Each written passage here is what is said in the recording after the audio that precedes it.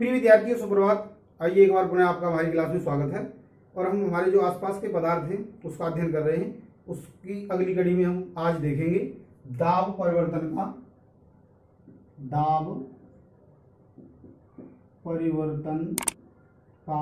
प्रभाव। यानी जो हमारे पदार्थ हैं उन पदार्थ की अवस्थाओं पर दाब परिवर्तन का क्या प्रभाव होता है, यानी दाब बढ़ाने पर या घटाने पर क्या उनकी अवस्थाओं को बदला जा सकता है। तो हम जानते हैं कि जो पदार्थ के कण हैं जिसको हम घटक कण बोलते हैं, उन घटक कणों को हम इस तरीके से देखते हैं कि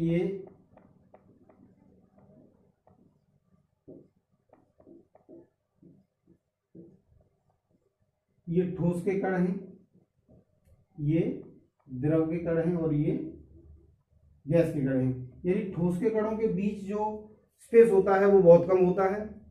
द्रव के कणों के बीच जो स्पेस होता है वह ठोस से अधिक होता है। और गैसों के कणों के बीच जो स्पेस होता है वो इन दोनों से बहुत अधिक होता है।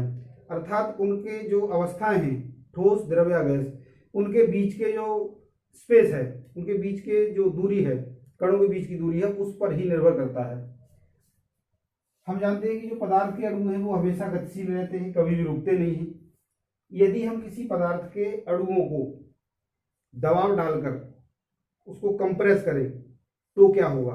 मान लीजिएगा ये गैस सिलेंडर है, इसमें गैस भरी हुई है और इस गैस को यदि हम ऊपर से दबाव डालकर प्रेस करें तो क्या होगा कि इसके अणुओं के बीच का जो स्पेस है वो कम होगा। तो दाब बढ़ाया जाए और ताप को कम किया जाए, यानी दाब बढ़ाने पर और ताप को कम करने पर क्या होगा, इस जो गैस है वह अपनी अवस्था को बदल देगी, यानी द्रव अवस्था से गैस अवस्था से वह अपनी द्रव अवस्था में आ जाएगी।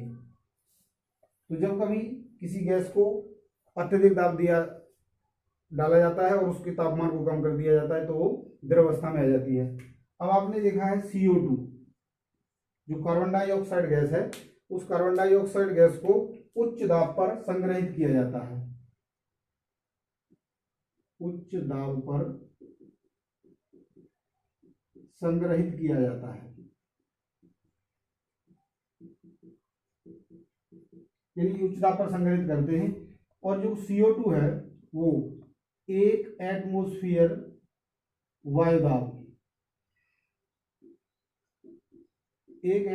वायुदाब पर यह ठोस अवस्था से सीधे गैस अवस्था में बदल जाती है, यानी द्रव अवस्था जो होती है वह नहीं आती है, सीधे ठोस अवस्था से गैस अवस्था में बदल जाती है।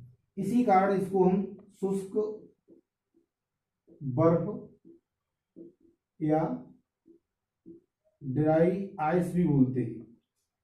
तो हमने देखा कि जो पदार्थ हैं उन पदार्थों की अवस्थाएं जो हैं, चाहे वो ठोस हो, द्रव हो या गैस हो, सभी की सभी दाब और ताप दोनों पर निर्भर करती हैं। ताप पर भी निर्भर करती है और दाब पर भी निर्भर करती हैं। अब हम देखते हैं कि जो वायुदाब है,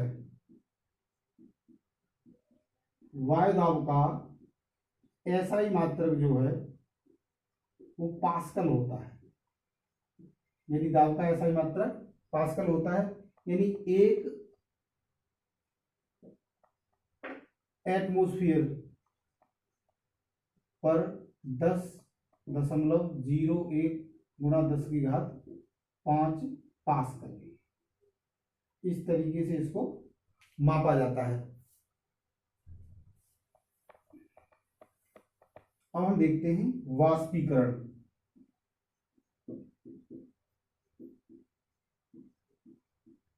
बहुत ही महत्वपूर्ण बिंदु है। वाष्पीकरण क्या है उसके बारे में जानते हैं। तो हम जानते हैं कि जो ठोस, द्रव या गैस, ठोस, द्रव या गैस पदार्थ की तीनों अवस्थाओं में इसके जो अणु हैं वो हमेशा गतिशील रहते हैं, कभी भी रुकते नहीं हैं। और जो द्रव है उस द्रव की जो ऊपरी सतह है, उस ऊपरी सतह के अणुओं में इतनी अधिक ऊर्जा होती है कि यह अपनी निचली सतह के अणुओं के जो आकर्षण बल को तोड़कर पर्यावरण में मिल जाते हैं। इसी को हम वाष्पीकरण कहते हैं। तो वाष्पीकरण के लिए जरूरी नहीं है कि उसका टेम्परेचर क्वथनांक के ऊपर हो। क्वथनांक हमने पढ़ा था पीछे वीडियो में। तो एक ऐसी अवस्था जिसमें बिना क्वथनांक के ताप पर पहुंचे अणुओं का द्रव अवस्था से गैस अवस्था में बदल जाना ही वाष्पीकरण कहलाता है। वाष्पीकरण आपने समझ लिया होगा। अब हम देखेंगे वाष्पीकरण को प्रभावित करने वाले कारक। वाष्पीकरण को प्रभावित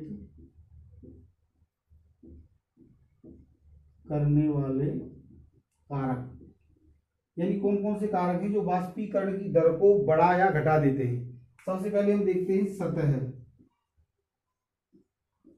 हम जानते हैं कि जो वाष्पीकरण है वो सतही प्रक्रिया है। जैसे कि हम देखते हैं कि हम जो कपड़ों को सुखाते हैं तो क्या करते हैं कि उन कपड़ों को फैलाकर डालते हैं। जैसे ये सतह बना दी, यदि हम इसी को छोटा कर देंगे तो क्या होगा, यदि सतह ज्यादा होगी तो वाष्पीकरण ज्यादा होगा। अर्थात सतह बढ़ने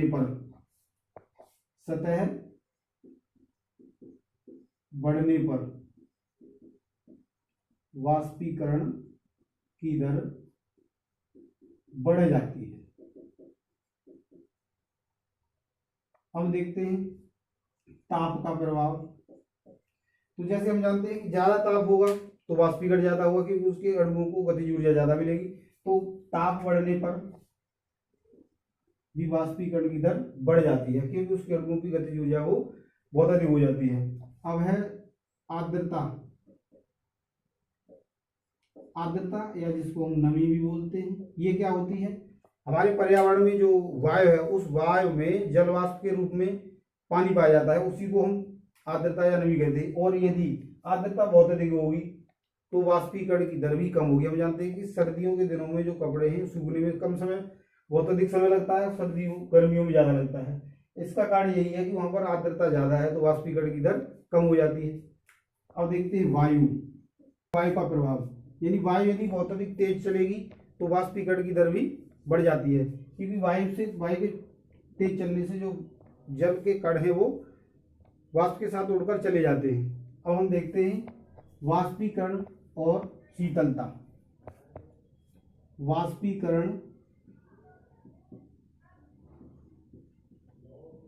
और शीतलता, यानी जो वाष्पीकरण है और शीतलता का क्या संबंध है। हम देखते हैं कि जो खुला हुआ पानी है बर्तन में वह हमेशा वाष्पीकृत होकर उड़ता रहता है, और वो क्या करता है कि अपने आसपास की ऊष्मा को अवशोषित करता है, उसे लेकर उड़ जाता है। जब उसके कण वो चले जाते हैं फिर दूसरे कण होते हैं वह अपने आसपास की जो ऊष्मा है उसको लेते हैं फिर उड़ जाते हैं। तो क्या होता है, हमारे आसपास का जो टेम्परेचर है वह वाष्पीकरण की वजह से कम हो जाता है। हमने देखा होगा कि हम अपने शरीर पर जब परफ्यूम लगाते हैं तो वहाँ पर ठंडक महसूस होती है। उसका भी कारण यही है कि हमारी सतह पर जैसे ही परफ्यूम लगाई गई तो वह परफ्यूम हमारे शरीर से वाष्पीकृत होती है, और वाष्पीकृत होने की वजह से वह हमारे शरीर से टेम्परेचर या ऊष्मा का कुछ भाग लेकर उड़ जाती है, इसलिए हमें वहाँ पर ठंडक महसूस होती है। इसी कारण हमारे जो जिसको हम देसी फ्रिज बोलते हैं, जो घड़ा होता है मिट्टी का, उसमें भी पानी ठंडा हो जाता है, क्योंकि उसकी जो सतह है, उसकी जो घड़े की सतह है उस पर पानी बाहर आता है, उसके जो पोर्स होते हैं उनमें होकर, और उससे वह वाष्पीकृत होता है। और वाष्पीकृत होने की वजह से उसका जो शीतलता है वो बढ़ जाती है। अब देखा होगा दुकानदार हैं या अन्य लोग हैं अपनी दुकान के सामने पानी का छिड़काव करते हैं, तो उससे क्या होता है, दो फायदे। एक तो रेत उनके पास नहीं जाएगा, दूसरा ये है कि वाष्पीकरण होने की वजह से उसका जो आसपास का एटमोस्फियर है वो भी बदल जाएगा, वो भी ठंडा हो जाएगा। अब हम देखते हैं कि जो कोई एक गिलास है या बोतल है उसके अंदर ठंडा पानी भरा हुआ है, तो उस ठंडे पानी की बोतल के चारों तरफ पानी की कुछ बूंदें आ जाती है। वो कहाँ से आती हैं, तो क्या होता है कि उस हमारे पर्यावरण में जो जलवाष्प है वह जलवाष्प जैसे ही उस पानी के गिलास के संपर्क में आती है तो उसकी सतह का जो टेम्परेचर है वो पर्यावरण के टेम्परेचर से बहुत ज़्यादा कम है। जैसे ही वह उससे टकराती है तो उसके अंदर जो जलवाष्प थी वह अपनी अवस्था को द्रवित कर लेती है, यानी वह संघनित होकर पानी में बदल जाती है। अब हम थोड़ा सा एक चित्र के माध्यम से देखते हैं। ये है ठोस और ये है द्रव और ये है गैस। ये तीन स्थितियां हैं, इसके बारे में हम अध्ययन कर रहे हैं। तो यदि हम इसको ये संगलन होने पर द्रव बनता है, और ये जब द्रव है, द्रव का टेम्परेचर कम करेंगे तो ये जमकर, यानी जमना बोलेंगे जिसको, ठोस बन जाएगा। और यहाँ पर क्या होगा,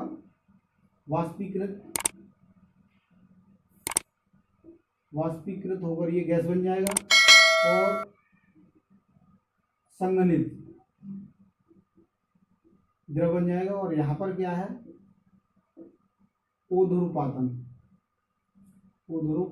यानी ऊर्ध्वपातन में हमने देखा था कि